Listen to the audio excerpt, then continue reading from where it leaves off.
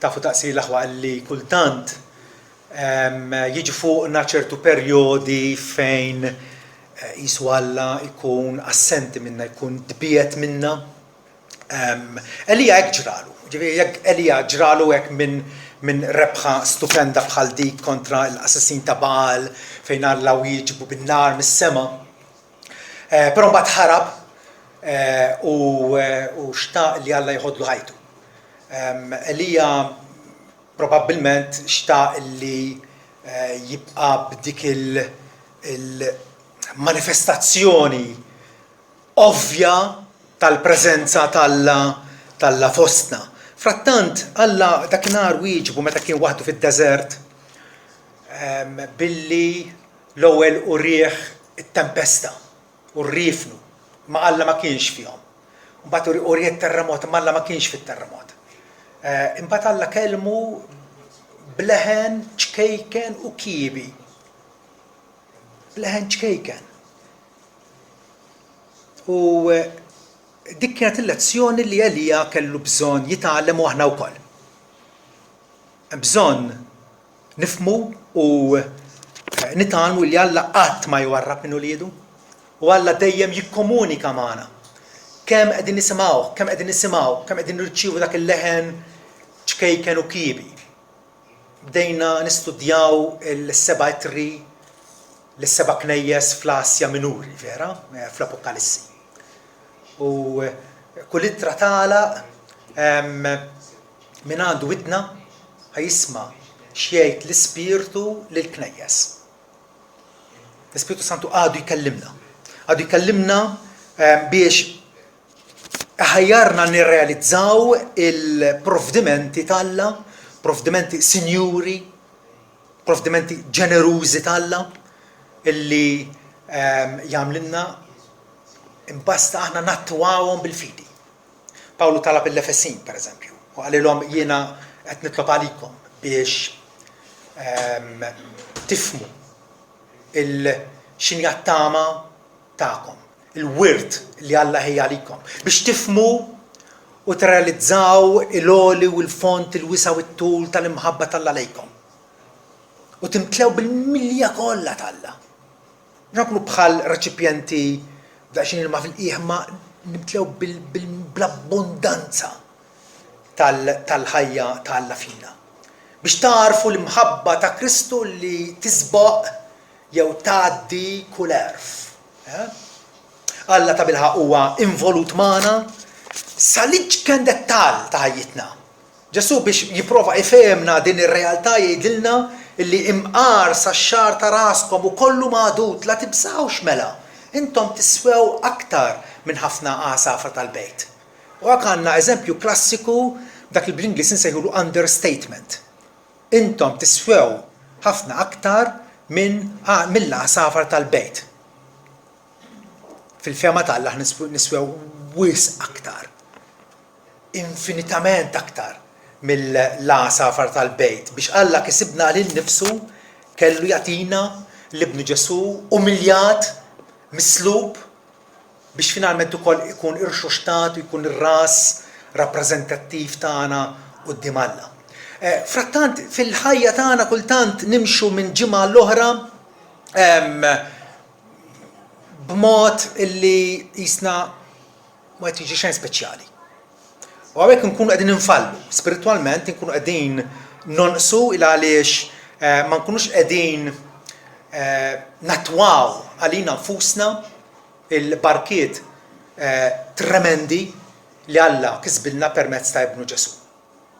Forsi nippretendu xi ħaġa aktar eċċitanti, xi ħaġa aktar fantastika, xi ħaġa aktar melodrammatika u għalhekk illum il-ġurnata jeżisti il-moviment karizmatiku l-Pentekostaliżmu li għaliex qegħdin ifittxu illi jimlew ħajjithom jiena ħansejħilhom bit-teatrini.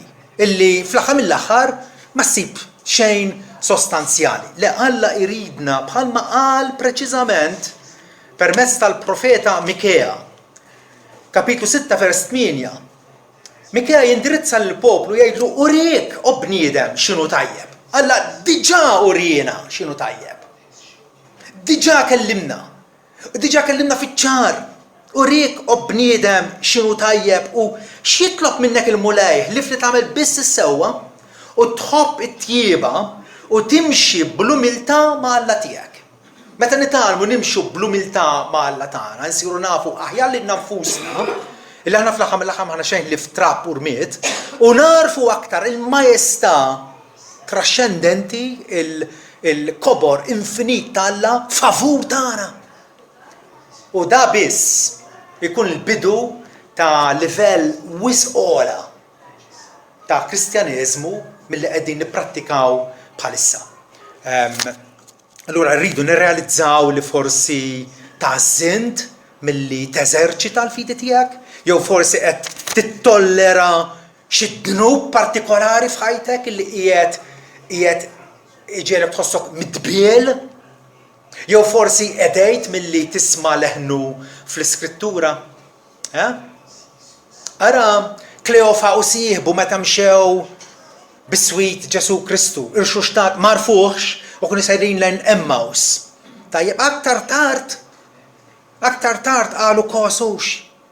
Qalbna ma xelitx fina u ifissrinna l-Iskrittura mqazza.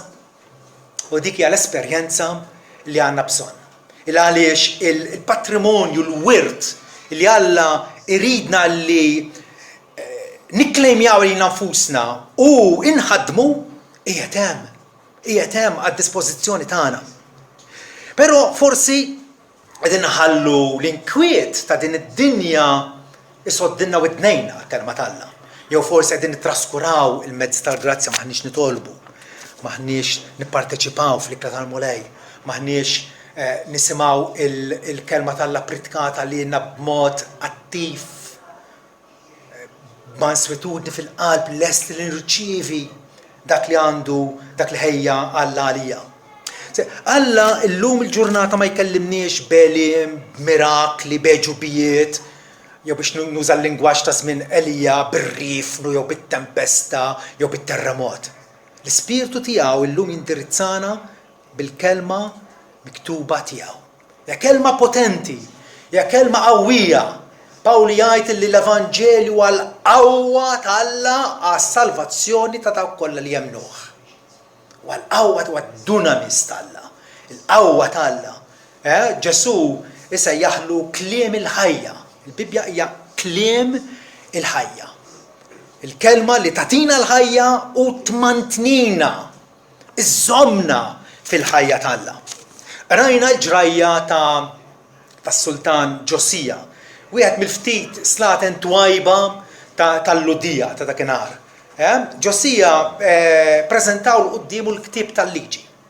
Il-poplu ludi kien prattikament tilef l-Iskrittura prattikament. Dal-ktieb kien moħbi fit-tempju u sabuh ħanidu b'kombinazzjoni. U ħadu ħadd is-sultan. U dil ħaġa kapaċi tiġri ġrat fil-Medjuevu, vera jew le? Qabel ma bdiet ir-riforma, ġrat il-Bibja kienet prattikament minsija. Bil-Latin biss, vera? Il-bidu tajjeb hawnhekk, meta wieħed isib il-ktieb tal-liġi, Neħemija għamel l-istess. Ftit sekli wara, meta l-poplu ludi reġa' lura lejn Artu, wara l-eżilju tajjeb, Neħemija, il-gvernatur tagħhom, għaraf illi jibni pulptu enormi tajjeb u l-Iskrittura mqazza kienet moqrija għal ħafna sigħat. U l-poplu meta semaħħa xi ħaġa ġdida f'jamanta beka. U l-iskribi qalu ma tibkux. Illum huwa ġurnata ta' ċelebrazzjoni. Vera? Meta niskopru l-kelma t'Alla hija okkażjoni ta' ferħ, ta' għena, ta' feliċità. Famos Alla jeddet illi jibgħat aks. Però qal mhuwiex aks ta' nuqqas ta' ħobs. Huwa aks ta' nuqqas ta' smieħ tal-kelma t'Alla. U dik hija l-vera traċedja li kapaċi jsofri kwalunkwe pajjiż, kwalunkwe bniedem. Ġesu matul il-Ministeru tiegħu dejjem għafas fuq l-awtorità suprema tal-Iskrittura, il-liġi ta' Mosè, x'tajt il-liġi.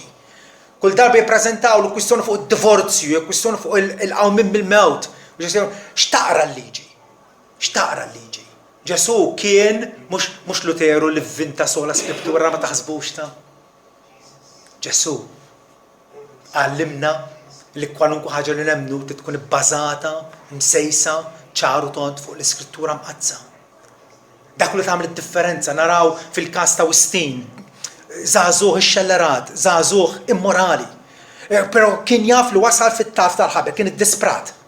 U darba ħareġ fil-ġnien u kellu il-kopja tal-ittra lir-Rumani u beda jaqra bid-dmuħ nieżel. U wasal f'kapitlu 13, mhux aktar fis-sokor u fiż-żena, imma ilbsu l-Mulej Ġesu Kristu u tagħmlu tagħtux okkażjoni għall karnalità tagħkom. U Wistin kien bniedem trasformat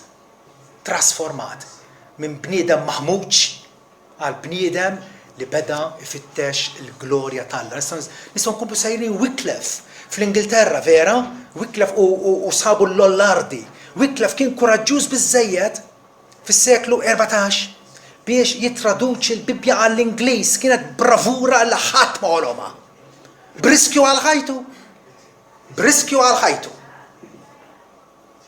U l-istess ħaġa nistgħu ngħidu Luteru sal-ġurnati tal-lum. Luteru għadu patri żagħżugħ fiċ-ċella tiegħu qed jistudja għal darba oħra l-ittra Rumani. Litra bniedem id-disprat, bniedem qed jikkastiga lil nnifsu, sawm, tewbiet, penitenzi, u ma jistax jisbil paċi malla. Ara l-ittra Rumani u bħal arar ta' dawl illi mar fuq ruħu. Ta' bilħaq kif qal xi ħadd, hemm żewġ tipi ta' bnedmin illi nistgħu nsejħulhom raġonevoli. Hemm żewġ tipi ta' bnedmin illi qegħdin iħaddmu rashom fid-dinja. Min huma?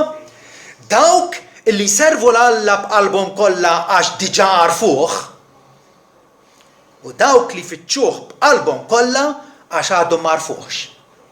Aħna ninsabu fl-ewwel kategorija, vera? L-ewwel kategorija. Għarafna lill-Alla u allura kif ħankunu raġonevoli billi inservuh b'qalbna kollha għax diġà għarafnieh. U allura dak li jista' jiġri lili individwalment illi nejja, illi nisvija, kapaċi jiġri wkoll lill-Knisja. X'inhi Knisja? Tafu daqsi. Hija kollezzjoni ta' individwi Kristjani. Tajjeb? F'diversi postijiet, f'diversi pajjiżi. Hemmhekk għandek il-Knisja lokali illi kapaċi wkoll tirrigressa. Imma llum qegħdin nitkellmu fuq rianimazzjoni. Anima bil-Latin tfisser ruħ, ħajja, għandek in-nifs, issa rianimazzjoni. Ħanerġgħu nieħdu l-ħajja. Diġà ħajjin, però dik hija ħajja hija ħajdu hekk dgħajfa, marradija, Alla kapaċi jerġa' jonfoħ fina dak in-nifs tal-ħajja. U allura jekk semmejna r-riforma protestanta fis-seklu 16, dik hija r-riforma meta l-Knisja ittejjeb il-kredu tagħha. Tajjeb ir-riformisti kollha, Luteru, Calvino, Zwingli, Knox, Cranmer, kollha kemm huma żammew il-fidi sempliċi tal-bidu illi nistqarruha fil-kredu Niċen, il-kredu tal-Apostli, il-kredu Kalċidonjan, il-kredu diversi, Atanasjan, tajjeb, dawk il-kredijiet tal-antik tal-ewwel 500 sena tal-Knisja Kristjana, aħna l-Evanġeliċi inżommuhom intatti. Però x'ġara?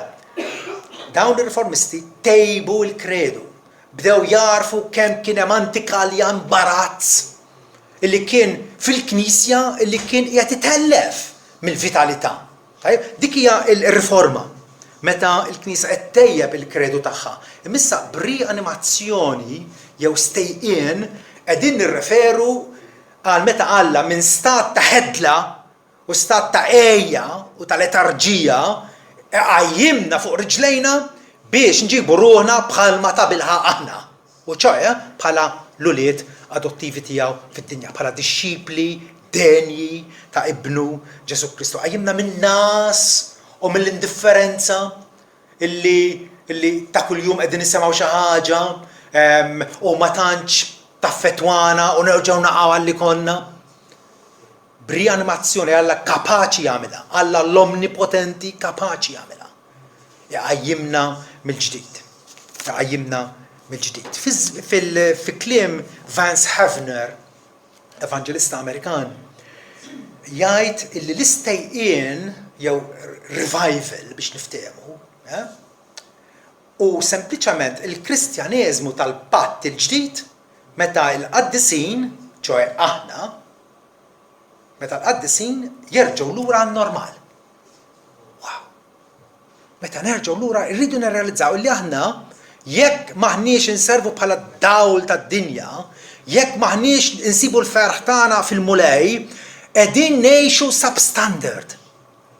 Intom tafu li fis-suq tixtri hemm l-oġġett ta' kwalità, imma wkoll l-oġġett bħalu però inferjuri għalih. Tajjeb tista' tmur tiekol ikel bnin tal-post u tiekol fast food it-tilqit tal-biċċerija immellaħ ħafna biex itiem tajjeb, però qed tiekol il-żibel bażikament. It-tnejn huwa ikel.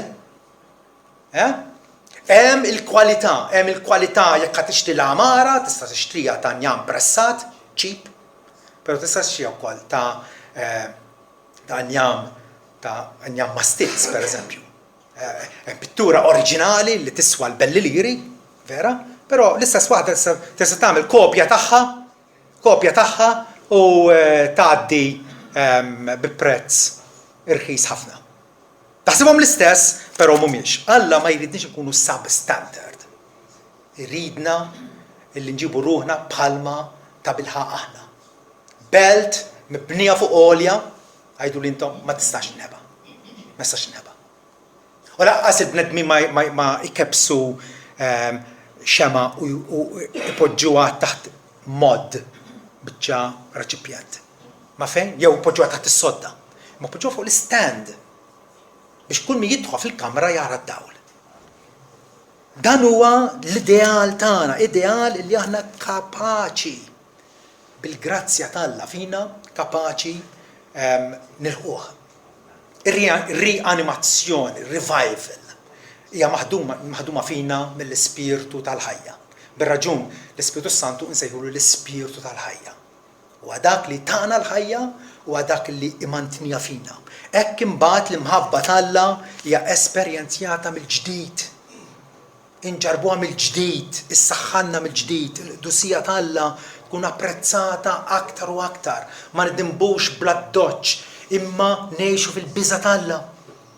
Ġesu jgħidilna ħallejtu l-ewwel imħabba tagħkom. Dina konna konfrontati bija l-erba' li għaddew. Kiteb il-Knisja ta' Efesu, knisja li kienet biżla, kienet knisja disciplinata, kienet knisja li taħdem, knisja li kapaċi tagħmel discerniment, kien hemm ħafna affarijiet favur tagħha. Frattant Ġesu jgħidha però ħallejtu l-ewwel imħabba tagħkom. U tiftakru kif saqsejtkom mistoqsija pointed ħafna u ħallejtkom tirriflettu. Taħsbu li aħna bħala knisja ħallejna l-ewwel imħabba tagħna? U bdejt inħares l-wuċuħ jiena, u xogħod minnkom bdejtu tagħmlu hekk.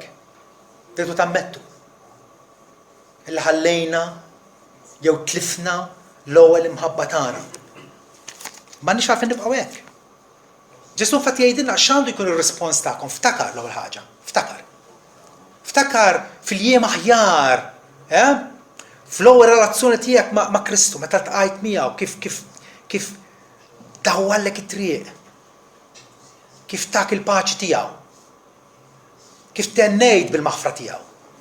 U bħalli kieku issa dawn il-barkiet tiegħu qed tgħoddhom bħala irħas.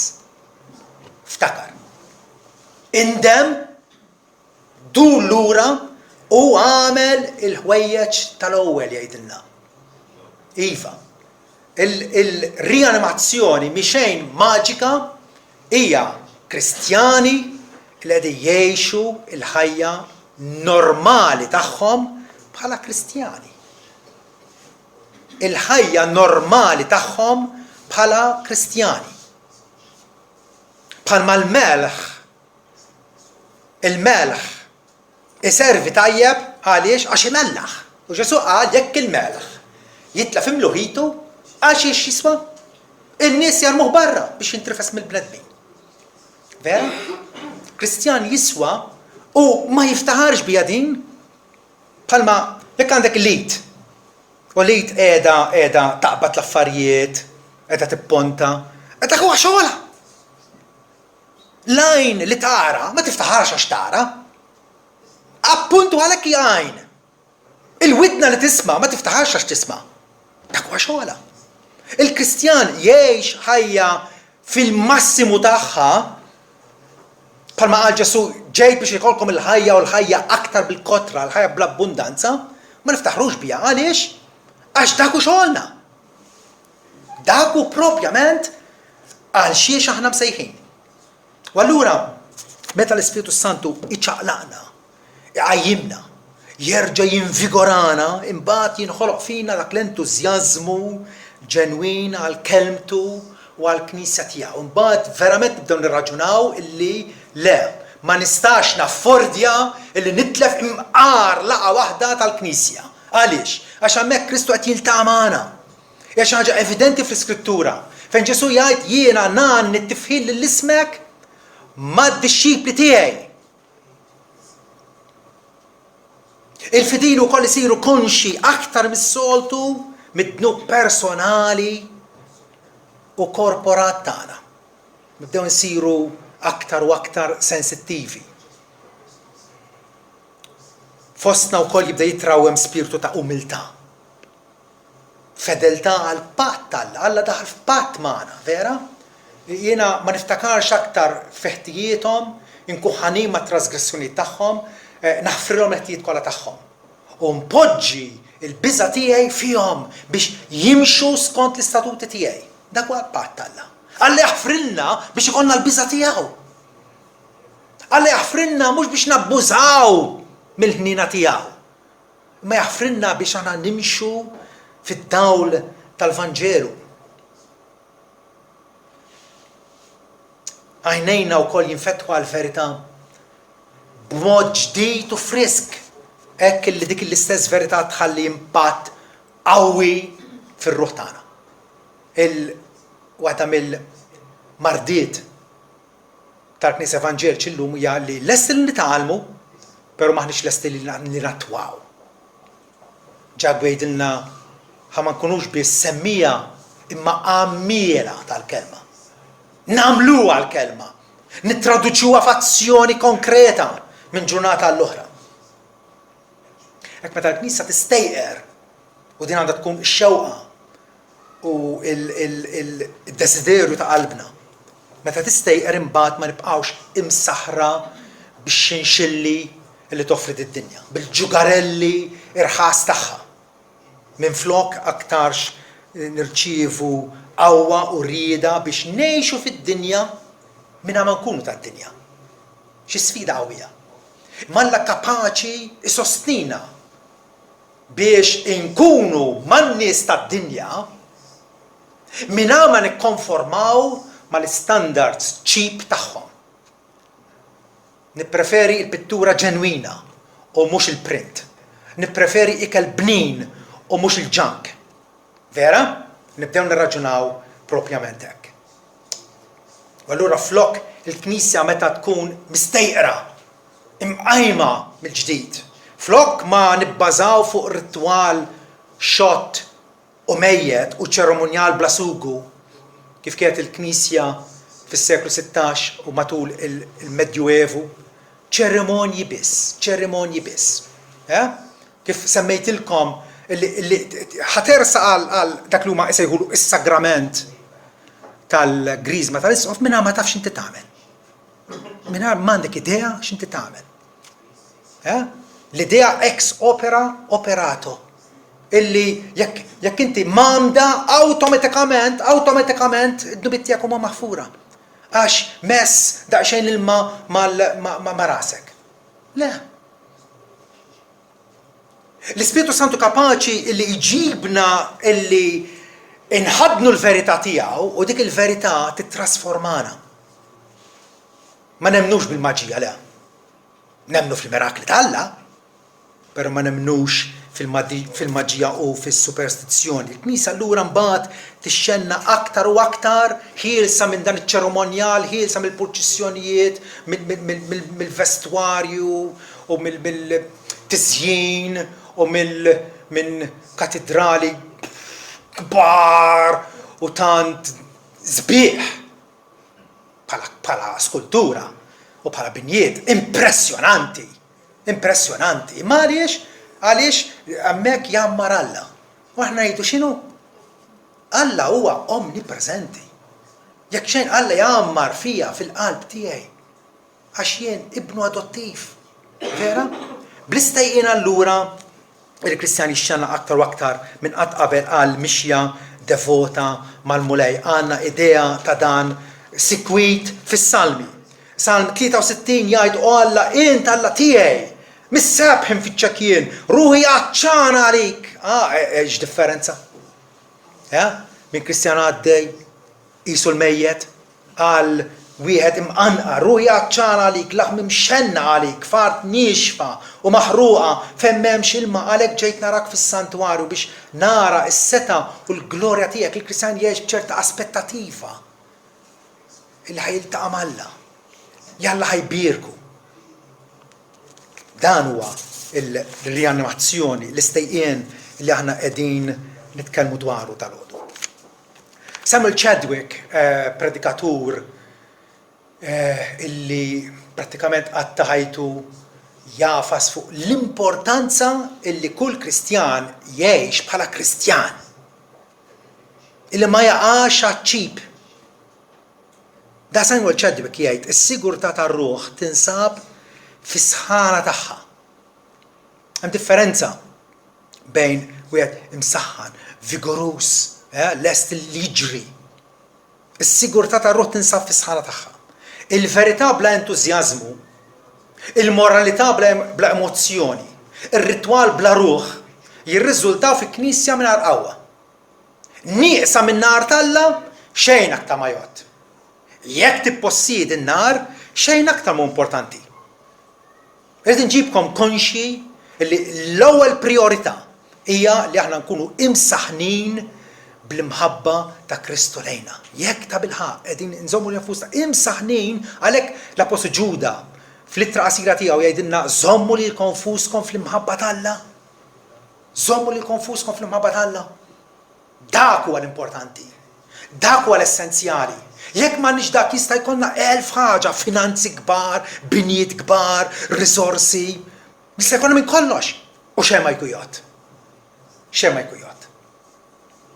Xi nies, partikolarment il-Pentekostali u l-Karizmati, jaħsbu li revival huwa emozjonaliżmu.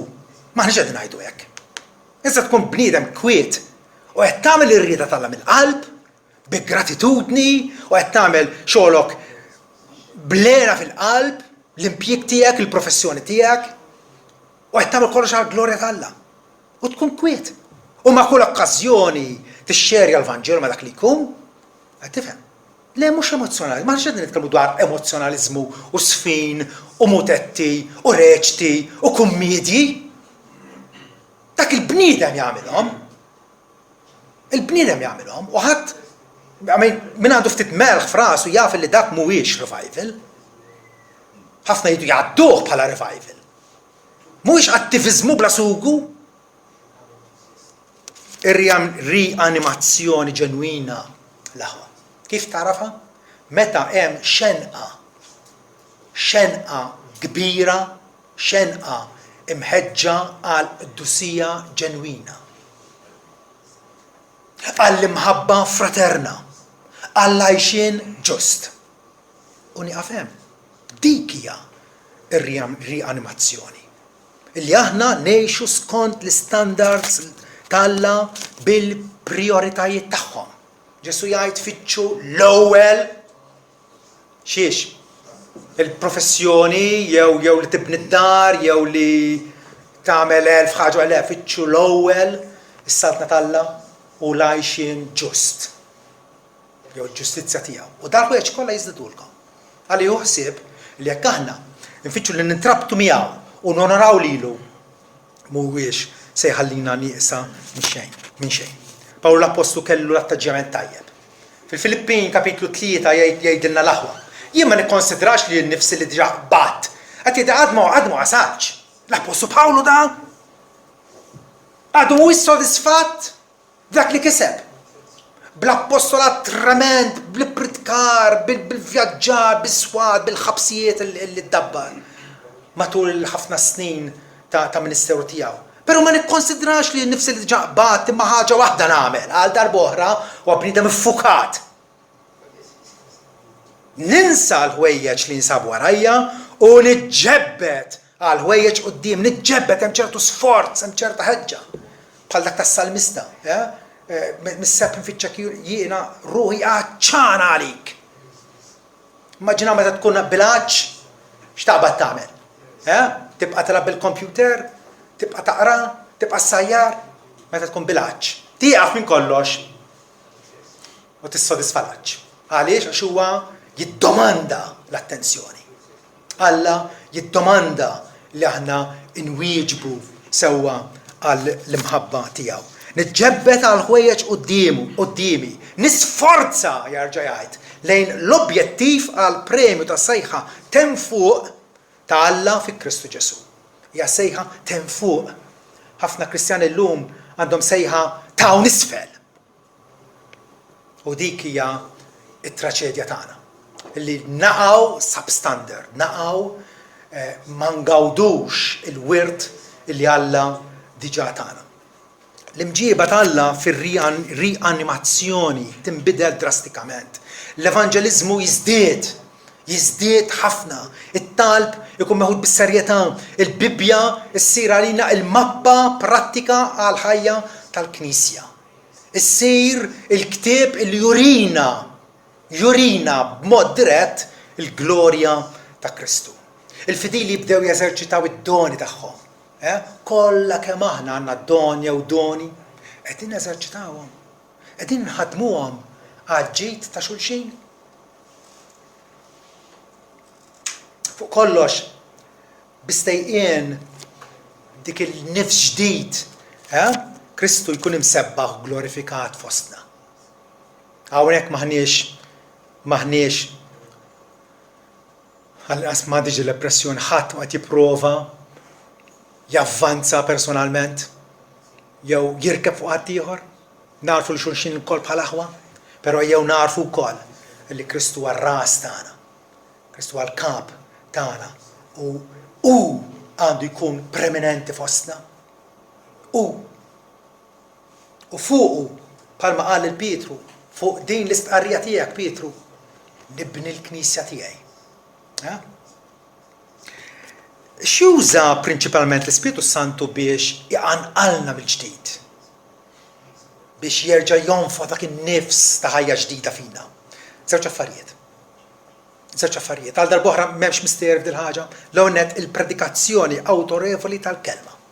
Il-kelma pritkata, il-kelma malma b'serjetà, b'impenn, b'fedeltà. Mingħajr żieda ta' filosofija umana, mingħajr żieda ta' psikoloġija moderna, mingħajr żieda ta' tradizzjonijiet żbaljati, il-kelma kif inhi. Il-kelma pritkata. Il-kelma pritkata bl-Ispiritu Santu mibgħut mis-sema, ma wkoll it-talb. It-talb. Innotaw kif hija komunikazzjoni Alla jkellem lilna, aħna nkellmu lilu. Kwalunkwe relazzjoni timbena fuq dan il-prinċipju sempliċi. Illi jrid ikun hemm diskursata bejn it-tnejn biex nifhmu lil xulxin. Alla jkellem lilna, aħna nkellmu lilu bit-talb. Ħabakuk wieħed mill-profeti ta' Iżrael għandu talba qasira, però talba għall-istejqien, għall-revival. Meta qal lill-Alla jgħidu omulej, jien smajt biħbarek u għabadni l-biża. Omulej, għati l-ħajja lix-xogħol tiegħek f'nofs il-jiem, f'nofs is-snin għarfu fil-għadab tiegħek, ftakar fil-ħniena. Għati l-ħajja lix-xogħol tiegħek. Aħna x-xogħol tal-Alla, vera? Għax aħna xogħol tiegħu maħluqin fi Kristu Ġesu għall-opri tajba li Alla ħejja minn qabel biex aħna nimxu fihom. Efesin 2:10. Aħna il-poema, ix-xogħol, il-ħidma t'Alla. U Ħabakuk qed jgħidlu għati l-ħajja lix-xogħol tiegħek. Għati l-ħajja lix-xogħol tiegħek. L-istess Chadwick li kwotajt aktar kmieni jgħid l-interess wieħed tax-xitan huwa li jżomm lill-Kristjani milli jitolbu. Ma jibża xejn minn studji bla talb, xogħol bla talb, u reliġjon bla talb. Jitħaq bit-taħbit tagħna, jitmasħar bil-għerf tagħna, iżda jirtot meta nitolbu. Ix-xitan jirtot meta nitolbu. Smajna s-salm moqrililna, Salm 85. Irrestawrana u Alla tas-salvazzjoni tagħna. Waqqaf ir-rabja tiegħek lejna. M'intix se tistaħjina għal darb'oħra. M'intix se tagħtina nifs ġdid sabiex niesek jitennew fik. Propjament il-ġimgħa tkellimna, il-ġimgħa l-oħra tkellimna fuq il-lena tal-Kristjanu x'vera, illi aħna nkunu ħinja fil-mulej, kuntenti fih. Kuntenti fih. Kif? ħankunu kuntenti bih meta Alla jistajjina. Tgħidu li ma samex le, tista' titlob. Tista' titlob. Kongregazzjoni żgħira li Alla kapaċi jagħmel bina emejjel kbar. Emejjel tal-għaġeb. Minn dawn iż-żewġ elementi talb u pritkar tal-kelma se jirnexxielna skont il-grazza tal-Alla li nqumu fuq tagħna għal darb'oħra. Il-Kristjan fil-rianimazzjoni jirrispondi mill-qalb u jaraf il-ħtieġa drastika tiegħu, jaraf illi le għadu ma wasalx. Tista' tkun l-Apostolu Pawlu. Kien biżżejjed li jgħid għad fadalli, mhux għax diġà wasalt, mhux għax diġà lħaqt it-tmiem, għad hemm territorju ġdid x'niskopru. U allura b'mod setan imbagħad l-Ispirtu ta' ineħħi lata bħal kif għandna velu fuq wiċċna li mhux qed ħallina naraw ir-realtà kif inhi. Qegħdin forsi daqsxejn sedotti żejjed mid-dinja u allura l-verità ta' mhijiex qed tħalli l-impatt tagħha fir-ruħ tagħna. Ekku hemm lok dejjem għall-umiltà li aħna narfu illi ta' bilħaq Alla beda xogħol tajjeb fina, però da xogħol għadu għaddej u ma nistgħux nistrieħu, ma nistgħux nieqfu. Meta Alla l-Ispiritu Santu wellidna mill-ġdid, x'ġara? Tagħna ħajja ġdida, vera? Tagħna ħajja ġdida. U l-istess Spiritu Santu kapaċi imantinija dik il-ħajja. Dik hija l-kwistjoni kollha. Illi mantinija, illi jollija għal livell ta' kwalità wisqola. Però rridu, xewqanin għal dan. Nikkonkludi b'sempliċi sentenza li qala wieħed missjonarju, Jonathan Goforth, missjonarju fiċ-Ċina. Jgħid l-istejqien jew ir-revival jinċaħdilna għax ikun fadal xi idolu fuq it-tron. Ikun fadal xi idolu fuq it-tron ta' qalbna. Qegħdin nippreferu ħwejjeġ oħra aktarx mill-salta tagħna. Għax inkunu għadna ninsistu fil-inqedu l-afdar tagħna fi skemi umani, żball ieħor. Fi skemi umani, kemm ħajna xina x'issa għandna il-medja u għandna l-letteratura u għandna kollox u għandna l-bini, u nibdew naħsbu li dawn l-affarijiet fihom infushom se javvanzaw s-salta tagħna. Le, dawk ma sempliċi għodda li Alla kapaċi jużhom, kapaċi wkoll jgħaddi mingħajrhom. Li l-Knisja mhix kapaċi tgħaddi mingħajru hija l-kelma li ħarġet minn fom Alla. L-Knisja li mhix kapaċi tgħaddi mingħajru hija li tikkomunika ma' Alla fil-li tfaħru, fil-li tirringrazzjah, fil-li titolbu l-ħtiġijiet tagħha. Vera, fil-li tistqar l-ħtiġijiet tagħha. Jonathan Goforth ikompli jgħid, jinċaħdilna l-istejqien għax inkunu qed nirrifjutaw milli naffaċċaw il-verità immutabbli, verità li ma tinbidilx, li huwa bl-Ispirtu tal-Alla u mhux b'saħħitna, bl-Ispirtu tal-Alla. F'min qegħdin nafdaw? U fl-Ispirtu tal-Alla jew fina nfusna. Zakkarija hemm miktub mhux bil-qawwa, mhux bis-seta, ma huwa bl-Ispirtu tiegħi jgħid il-Mulej. L-Ispirtu Santu, l-Ispirtu Santu meta rċevejnieh, meta minna. Dak il-moment li ġenwinament minna, Alla tagħna l-Ispirtu Santu fina biex qawwina, ejjew ma ntfuħx, ejjew ma nberduħx.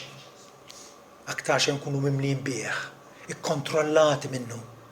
Għandek id-dajsa tal-qluħ f'nofs il-baħar. Vera? Sakemm il-qluħ huwa molli, ir-riħ se jonfoq f'dak il-qluħ u jmexxija l qudiem, vera? Niżżel l-qluħ u x'jibda jiġri d-dajsa tibda tieqaf. X'tip ta' dajsa int? Bil-qluħ merfuħ? Jew bil-qluħ inniżżel u inti tinsab fid-dajsa rieqed. Għandu raġun Apostolu Pawlu meta kwota mis-Salmi fejn jgħid stembaħ ja rieqed. Stembaħ ja rieqed u jdawlek Kristu. Dik hija l-opportunità fantastika li għandu kull Kristjan. Stembaħ ja rieqed u minn bell-imwiet u Kristu idawlek. Idawlek biex tkun ukoll dawl għal ħaddieħor. Amen.